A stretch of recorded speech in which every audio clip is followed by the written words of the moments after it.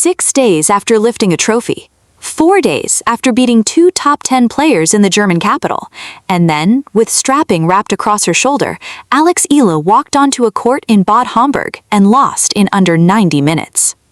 The score was 6-3, 6-3. The match lasted 84 minutes. Daily Tribune. But the real story here isn't the scoreline, it's the decision that led to it, the decision to even be on that court at all. And by the end of this video, you'll understand exactly why some people in tennis are calling this the riskiest week of Eala's career, just days before the biggest tournament of her life.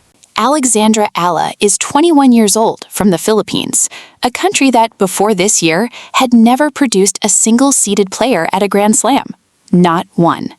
In a sport where the Philippines has almost no historical footprint at the top level, Eala has spent years quietly building something different. She trained at the Rafa Nadal Academy in Spain, thousands of miles from home, in an environment built to produce champions, but built, originally, with very few Filipino faces in it. She left home young. She adapted to a different language, a different culture, a different rhythm of life, all so she could chase a ranking that, for most of her career, the casual sports fan back home barely understood the significance of. This is a player who has spent most of her career being introduced to fans for the first time, over and over, every time she had a breakthrough run. That pattern is about to repeat itself on the biggest stage tennis has to offer. Here's what most casual fans don't know about how she actually got here. Eala rose 5 spots to world number 30 after a strong run to the semifinals of the WTA 500 Berlin Open. That single tournament reshaped her season. In Berlin, she beat Vekic, Rybakina, and Elise Svitolina in straight sets, before falling in the semifinal to eventual champion Linda Noskova, 2-6, 4-6. Read that list again. Vekic, Rybakina, a former world number 2 and Wimbledon finalist. Svitolina, a former world number 3. These aren't soft draws. These are wins that get noticed in locker rooms. Before Berlin, she'd already won the WTA 125 Birmingham Open. 2 tournaments back-to-back, both producing real results, real ranking points, real proof that her grass-court game had taken a step up. And the reward for that stretch, officially confirmed this week, Eala is seeded at a Grand Slam for the first time in her career. She is the first seeded Filipina ever in any Grand Slam main draw. She has been named the number 29th seed for the 2026 Wimbledon Championships, running from June 29th to July 12th. That's history. That part of the story is already written, sealed, official. What happens next? That part is still completely open. Here's the thing. Instead of pulling out of competition and protecting the body that had just delivered her biggest result of the season, Eala flew straight to Bad Homburg, another WTA 500 event, for one more tournament before Wimbledon even started. It was her 12th match in 22 days. Read that again. 12 matches, 22 days. On a body that had just absorbed an entire grass court swing most players on tour wouldn't attempt across an entire season, let alone 3 weeks. So, what actually happened on court? Let's break down what we know. What we know.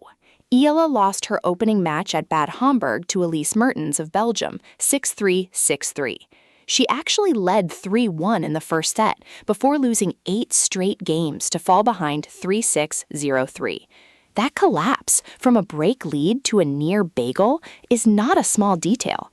That's a player who started the match competitively and then, somewhere in the middle of it, lost her grip entirely. The defeat kept her winless in 3 career meetings against Mertens, having also lost to her at the 2023 Jasmine Open and the 2026 Madrid Open. So there's a head-to-head history here too. This isn't only about fatigue. Mertens has simply been a difficult matchup for Eala before. What we don't know, the exact nature of the shoulder issue that required strapping, or how much it factored into the loss versus simple accumulated fatigue from the schedule. Tennis media has speculated heavily on this. Eala's team hasn't gone into detail publicly, and that gap between what's visible on a tape job and what's actually going on underneath it is exactly where the uncertainty around her Wimbledon chances now lives. Stay with me, because this matters tactically, not just emotionally. Eala's game on grass is built around first strike aggression, taking short balls early, pressuring second serves, finishing points before a long rally even has a chance to develop. On a low-bouncing, fast surface like grass, that style is a weapon when her legs are fresh and her timing is sharp. It's exactly why she was able to take down players like Rybakina and Svitolina in Berlin. She dictated. She didn't wait. Against Mertens, a seasoned grass court competitor who has now beaten her 3 times across 3 different surfaces in tournaments, that same aggression wasn't showing up at the same speed. The serve looked less like a weapon. The transition game lacked its usual snap. Whether that drop-off was tactical, Mertens simply playing smart, controlled tennis, or physical, a body that had nothing left to give after 12 matches in 3 weeks, is exactly the open question hanging over this result. Most likely, it's some combination of both. Here's what complicates the criticism, though, and it's worth sitting with for a second. Eala chose to stay in Bad Homburg anyway, not for ranking points in singles, but for the chance to play doubles alongside Venus Williams. Speaking about the opportunity, Eala said, "I am really, really excited. Venus is such a trailblazer and continues to do so much and has done so much for the sport. I like to say that women's tennis has been a trailblazer for women's sports, and she is a big part of why that is." Tennis head.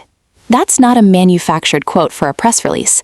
That's a young player choosing to share a court with someone who helped build the very sport she now represents on the world stage as the first-seeded Filipina in Grand Slam history.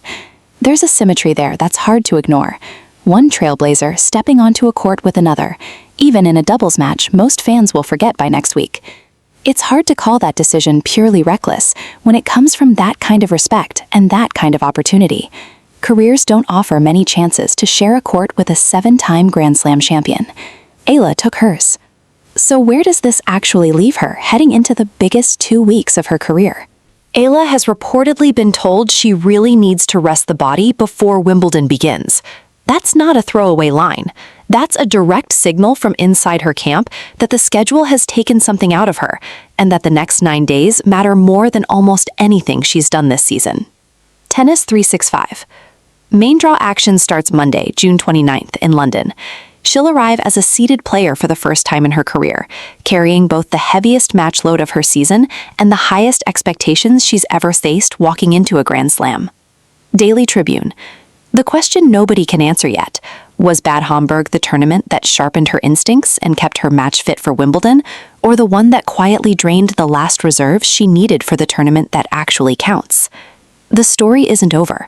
The Wimbledon draw is coming, and when her first-round opponent is announced, when we find out exactly who stands between her and the second week of a Grand Slam, everything about this conversation changes. Do you think Eala should have skipped Bad Homburg entirely to rest before Wimbledon, or was the chance to play doubles with Venus Williams worth the risk? Tell me below.